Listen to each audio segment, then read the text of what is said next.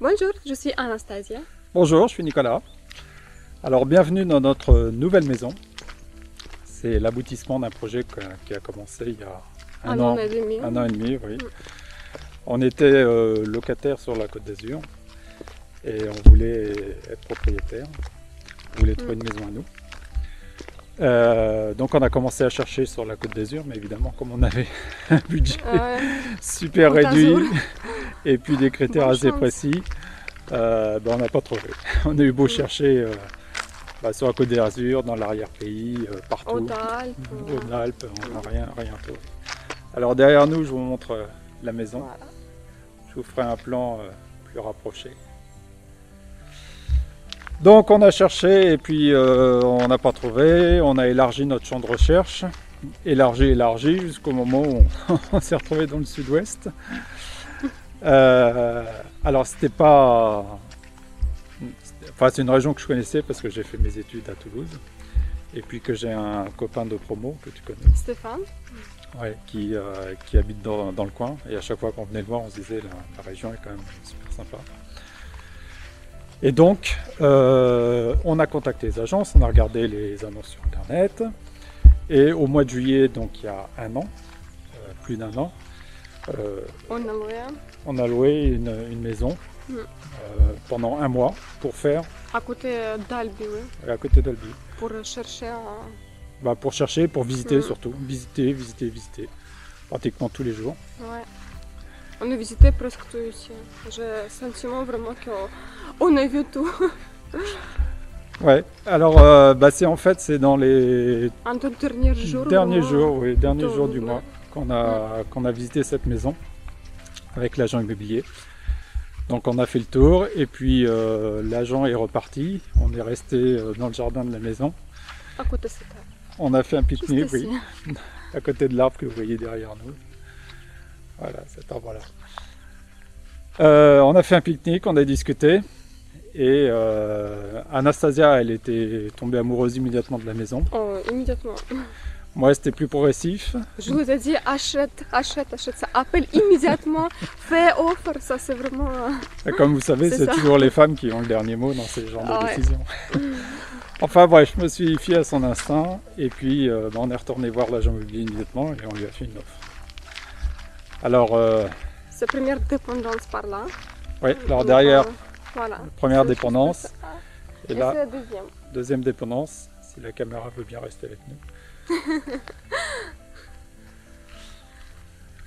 Donc on retourne voir cet agent immobilier, on fait une offre, on ne faisait pas une offre au prix, donc c'était un peu plus compliqué, d'autant qu'il y avait d'autres acheteurs sur le coup. Acheter à n'importe quel prix, finalement. Ça a été vraiment guerre. Enfin c'était des Anglais, alors il y avait le confinement, donc... Problème avec le chemin. Ça les a sûrement handicapés. Tant mieux pour nous. Oui, il y avait une histoire de chemin parce qu'il y a un chemin communal qui passait en plein milieu de la propriété. Et j'avais franchement pas envie de voir des gens se balader au milieu de chez moi. Et donc j'ai demandé à la mairie de déclasser le chemin pour le rendre privé. Mais c'était hyper long. Comme tous les trucs administratifs, c'est hyper long. Ouais, ça a été hyper long, assez compliqué, mais finalement on y est arrivé. Oui. Alléluia. Et il y a un mois, un peu plus d'un mois, on a signé chez le notaire pour l'achat de la maison. Donc on essaie d'adapter pour vivre dans des conditions pas très confortables comme avant. Voilà, je peux dire comme ça. Donc c'est la troisième dépendance là-bas. Ouais, il y a une troisième dépendance derrière nous. Et puis là on va se diriger vers le verger qui a été le coup de cœur d'Anastasia à la première visite.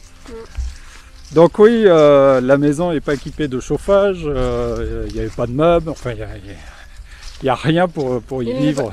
Il n'a pas été habité pendant 3 ans, 4 ans, voilà, donc nous sommes vraiment perdus un petit peu. Mais bon, on avait prévu de signer et puis après de louer quelque chose pour commencer les travaux. Et on était tellement impatients d'habiter la maison que finalement on est resté. On s'est dépêché de trouver moyen de chauffage.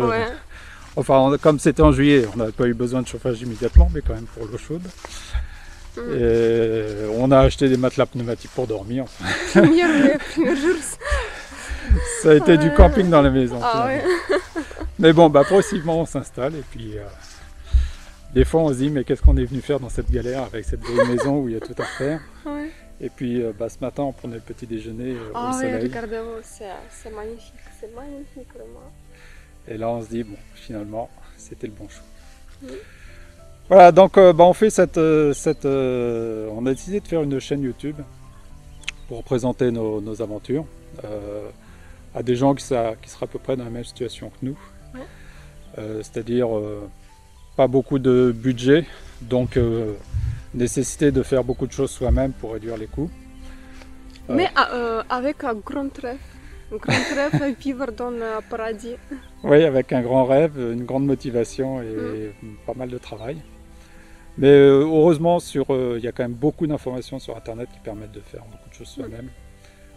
Il y a beaucoup de choses sur YouTube aussi qui permettent de pas mal progresser.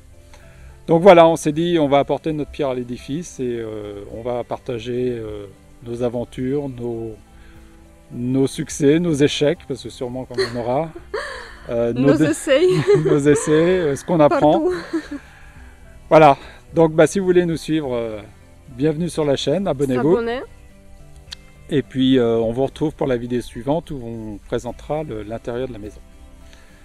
Allez, à bientôt. À bientôt.